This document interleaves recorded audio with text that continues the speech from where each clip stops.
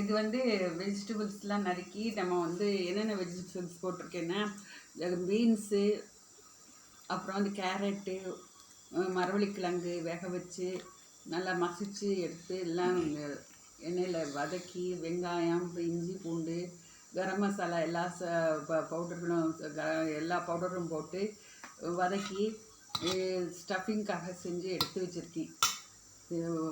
அப்போ இதுக்கு தேவையானது கோதுமை மாவு 1 கப்பு எடுத்து அதையும் பிசைஞ்சு எடுத்து வச்சுருக்கேன். எடுத்து வச்சுட்டு இந்த கோதுமை மாவை வந்து தட்டி வட்டமாக நல்லா பெருசாக தட்டிக்கணும்.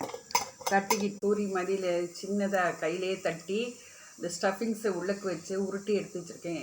இந்த மாதிரி உருண்டைகளை வந்து குழிப்பணியார சட்டியில் எண்ணெய் போட்டு கொஞ்சம் எண்ணெயிலே நம்ம சிம்லேயே கோல்டன் ப்ரௌன் வர மாதிரி சுற்றி நம்ம பேக் பண்ணி எடுத்தால் சூப்பரான வெஜிடபிள் சமோசா ரெடி.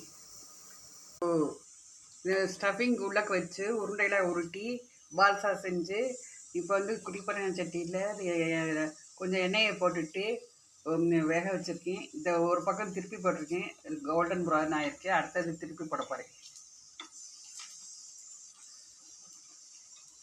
சாப்பிட நல்லா ருசியாக இருக்கும், ஹெல்த்துக்கும் நல்லது. லெஸ் ஆயிலில் நம்ம செய்கிறனால உடம்புக்கும் ரொம்ப நல்லது.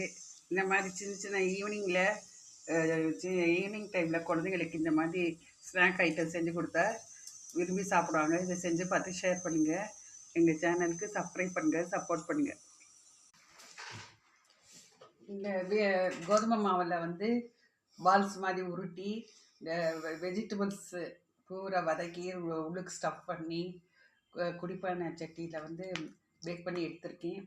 இதை வந்து உடம்புக்கு ரொம்ப நல்லது. லெஸ் ஆயிலில் வந்து நம்ம செஞ்சு சாப்பிட்டா உடம்புக்கு ரொம்ப நல்லது. நம்ம சப்பாத்தி, பூரி இந்த மாதிரி சாப்பிட்றதுக்கு இந்த மாதிரி உள்ளுக்கு ஸ்டஃபிங் வச்சு சாப்பிட்டா ஃபில்லிங்காக இருக்கும். குழந்தைகளும் விரும்பி சாப்பிடுவாங்க, பெரியவங்களும் விரும்பி சாப்பிடுவாங்க. சாஃப்டாக இருக்குது. செஞ்சு பார்த்து ஷேர் பண்ணுங்கள். எங்கள் சேனலுக்கு சப்ஸ்கிரைப் பண்ணுங்கள், சப்போர்ட் பண்ணுங்கள்.